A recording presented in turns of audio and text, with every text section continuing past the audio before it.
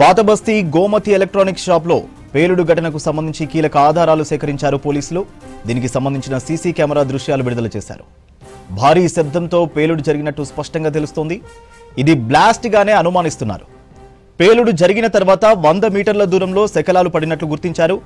Gas cylinder పేలి ఆ తర్వాత AC కంప్రెసర్లు, fridge పేలినట్లు ప్రాథమికంగా అంచనా వేస్తున్నారు.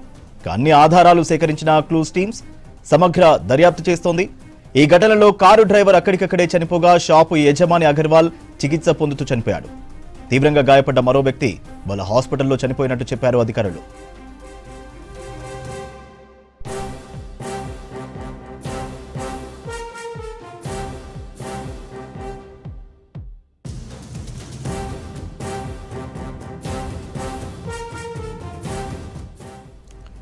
పాతబస్తీ గోమతి ఎలక్ట్రానిక్ షాప్లో పేలుడు ఘటనకు సంబంధించి కీలక ఆధారాలు సేకరించారు పోలీసులు.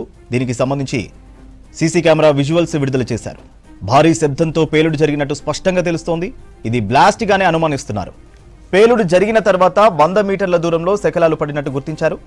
గ్యాస్ సిలిండర్ పేలి ఆ తర్వాత ఏసీ కంప్రెసర్లు, ఫ్రిడ్జ్ పేలినట్టు ప్రాథమికంగా అంచనా వేస్తున్నారు.